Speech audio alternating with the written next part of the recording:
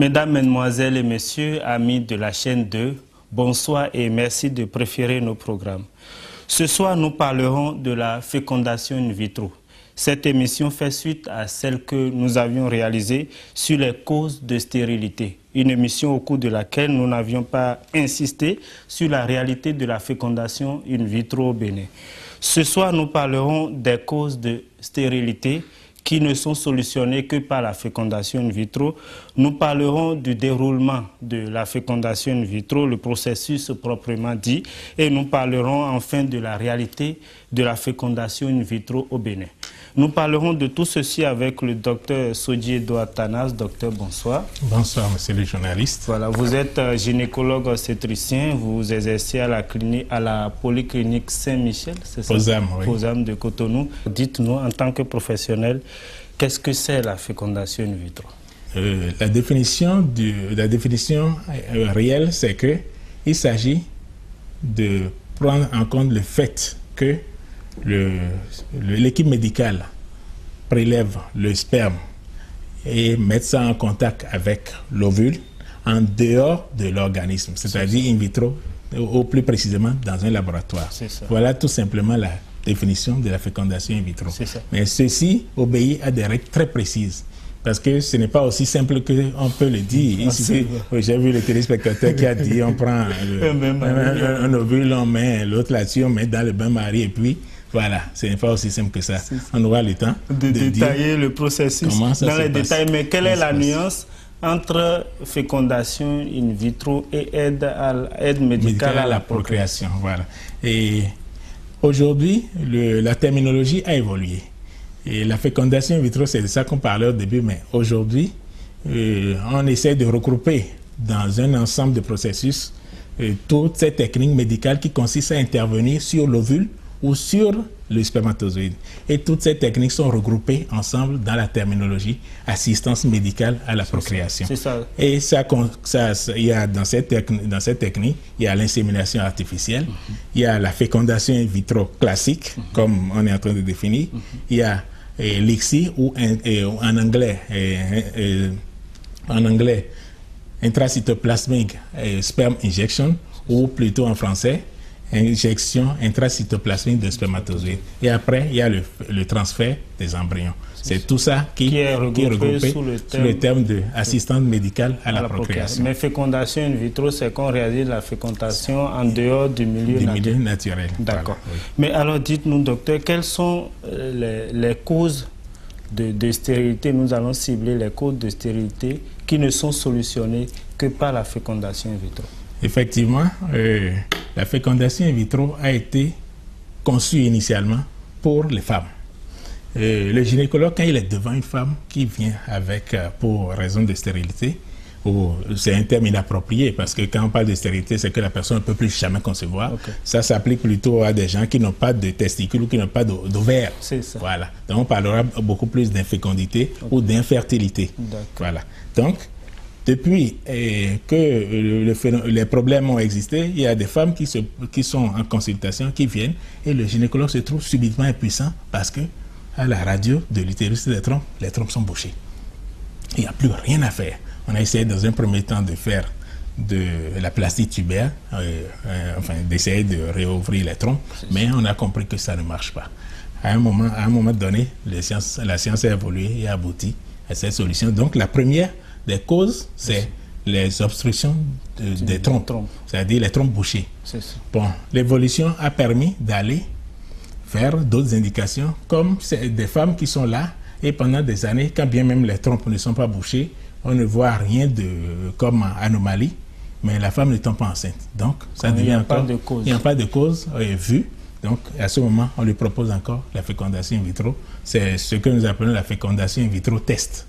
Voilà. La troisième indication qui a été réussie un peu plus tard par rapport à l'autre, c'est ce que j'ai appelé l'ICSI, l'injection intracytoplasmique de spermatozoïdes. Cette technique s'applique cette fois à l'homme parce que comme on le verra tout à l'heure, si vous permettez, sur les images, on aura le temps de voir, c'est que cette technique permet de prendre en compte tous les hommes qui ont une déficience importante au niveau de leur sperme. Soit le spermatozoïde ne bouge pas suffisamment, asténiospermie nous appelons, soit le nombre est très insuffisant, oligospermie. Alors, à partir de cette technique, on prélève le sperme et on essaye, dans des conditions bien précises que nous développerons, on essaye d'injecter ça directement à l'ovocyte, qui est le nom scientifique de l'ovule. C'est ça. Voilà, et ça mais vous injectez en dehors de l'organisme? Ça se gère toujours au laboratoire. Donc, c'est toujours une équipe qui fait la fécondation in vitro parce que le gynécologue et le biologiste sont obligés d'être toujours ensemble. C'est très important. C'est le biologiste qui traite le sperme. Qui traite le sperme et le gynécologue fait la partie clinique, lui envoie l'ovule pratiquement, mais c'est le biologiste qui fait pratiquement tout le travail et le gynécologue vient reprendre et replacer juste l'embryon à la fin. Et suit la grossesse. Voilà. Sinon, c'est beaucoup plus biologique. Mais en fait, il semble qu'on implante plusieurs embryons, on aura le temps de parler dans tous ces détails. Mais en matière de cause, vous venez de citer juste 3, donc les problèmes de trompe, les problèmes de spermatozoïdes chez les hommes. Et les causes inexpliquées. C'est globalement ça. C'est globalement ça. Il y a les trompes absentes, comme dans les cas de grossesse extra-utérine, où on a dû enlever une trompe ou l'autre, ou les deux trompes, et il n'y a plus de possibilité de contact entre Donc ça veut dire que les femmes qui sont dans ces cas-là aujourd'hui, c'est pas qu'elles ont perdu toutes les chances de tomber. Non, absolument pas. Comme on aura le temps de le détailler, et vraiment, c'est une solution. D'accord. Mais alors, parlons maintenant de la fécondation naturelle quand elle n'est pas réalisée dans le laboratoire comme vous le préconisez. Normalement, le processus, il se passe comment? D'accord. Normalement, si les images peuvent passer, ça va venir à comprendre. Mais normalement, par rapport aux différentes causes, il y a 30% de causes liées à la femme, 30% de causes liées à l'homme et 30% de causes liées à l'homme et à la femme. Nous pourrons 10% évidemment de causes inexpliquées, comme j'ai eu à le dire. Si vous permettez, par rapport aux images, nous voyons déjà là l'appareil génital féminin avec les ovaires, les folies qui sont bien en place. Ensuite, la trompe qui est là. Ensuite, l'utérus. Et en dernière position en bas, le vagin. C'est ça. Voilà. Donc, là, déjà, l'ovaire, on peut voir, bon, c'est pas assez clair, mais c'est à peu près la migration des spermatozoïdes. Les spermatozoïdes, c'est les petits noirs qui sont déjà dans le fond utérin. C'est ce qui se passe après un rapport sexuel. Les spermatozoïdes sont déposés dans le vagin et on voit les spermatozoïdes qui traversent le col utérin, va vers l'utérus et se dirigent vers les trompes. C'est ça. Ils sont très nombreux. Ils sont très nombreux dans le fond. Et au fur et à mesure que ça évolue, le nombre se réduit parce que c'est un parcours presque du combattant. Voilà. Donc, il y en a qui meurent, c'est ça? Le nombre, c'est peut-être 60 millions par millilitre au départ, mais c'est peut-être 1 million, 2 millions, 3 millions qui iront à la fin. C'est ça. Voilà. Donc, le chemin, c'est qu'ils ils vont vers la trompe. Et c'est au niveau de la trompe là-bas qu'ils rencontrent l'ovaire, notre schéma. C'est ça. Bon, donc ça, c'est le phénomène normal de la fécondation. Une fois que la fécondation est réalisée, il y a au niveau de la trompe, du tiers externe de la trompe, nous disons, vers la fin. Et il y a maintenant... Ça s'est passé dans la partie un peu vert clair ou bleu ciel, c'est ça? Voilà. C'est là que la fécondation a lieu. La fécondation a lieu un peu à ma droite, vers la partie basse.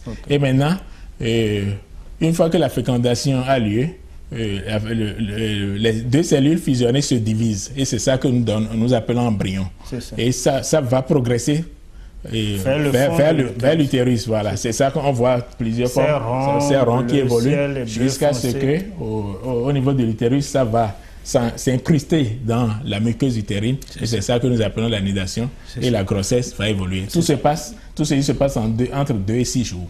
C'est tout ça, c'est cette partie justement qui sera réalisée au niveau du laboratoire. Ok, donc la partie fécondation et évolution de la trompe vers l'utérus. C'est cette partie qui sera réalisée au laboratoire, c'est ça, la fécondation in vitro. Ici, nous voyons une des causes, qui est une cause fréquente, c'est l'obstruction des trompes. Vous voyez, il y a 2 croix qui montrent que les trompes sont bouchées. Voilà, une fois que ces 2 trompes sont bouchées, il y a une possibilité que le spermatozoïde aille rencontrer l'ovule. Et c'est ces situations-là qui seront réglées au niveau de la fécondation in vitro. Alors, mais concrètement, qu'est-ce qui se passe quand on a ce genre de problème? Il suffit de venir vous voir. Quand on a déjà documenté, on a fait les analyses, on sait peut-être, par exemple, que c'est la trompe qui est bouchée. Alors, qu'est-ce qui se passe? Est-ce qu'il y a d'autres choses à faire comme analyse ou vous commencez directement vos prélèvements? Voilà. Et en fait, pour être un peu plus précis, ne viens pas à la fécondation in vitro qui veut. C'est un domaine un peu spécial, un domaine où il y a beaucoup de précision. C'est ça. Alors, pour venir en fécondation in vitro, il faut être en âge de procréer. C'est-à-dire 18 ans jusqu'à 48 ans environ chez la femme. Et chez l'homme, ça peut aller jusqu'à 60. Même jusqu'à 48 ans, vous pouvez... bon, il y a des possibilités. Le taux peut être fait vers la fin, mais il y a des possibilités. Voilà. Ensuite, donc l'homme, à 60 ans? L'homme jusqu'à 60 ans. Mais c'est le même problème avec l'âge, avec l'évolution de l'âge. Les chances ne sont pas les mêmes que chez les personnes plus jeunes. Okay. Voilà. En conclusion de ce débat, alors qu'est-ce qu'on peut retenir? Déjà, la bonne nouvelle, c'est celle de la fécondation in vitro au Bénin. Alors, votre conclusion? Oui. En conclusion, je vais dire que la fécondation in vitro au Bénin est une réalité. Au même moment, je vais conseiller à nos patientes de ne pas attendre les âges extrêmes. Ne pas attendre les âges extrêmes. Vous dites que là, les chances les chances diminuent au niveau des âges extrêmes. Je dois préciser par rapport aux âges que avant 35 ans, c'est encore très bon. Et comme on le dit dans le milieu de l'assistance médicale à la procréation, le temps doit toujours être à l'esprit du médecin, mais beaucoup plus à l'esprit du malade. C'est-à-dire qu'il faut se présenter le plus tôt possible. Dès qu'une patiente a des difficultés, rentre dans le schéma des causes, obstruction tubaire et difficultés au niveau du sperme et qui n'arrive pas à gérer, il ne faut plus perdre du temps. Il vaut mieux aller pour avoir davantage. Et qu'à 35 ans, c'est le maximum de chances? Le maximum de chances, il y en a jusqu'à 35 ans. Et au fur et à mesure, à 37 ans, c'est encore acceptable. Au-delà, ça commence à tomber, c'est 24%. C'est pas nul, mais ça se réduit. Et je souhaite que les uns et les autres qui ont cette situation sachent que n'ont plus de soucis à se faire. Le centre, c'est un centre qui se veut même international parce que toutes les dispositions sont prises, même jusqu'au robinet, c'est l'équipe française qui a indiqué ce qu'il faut faire.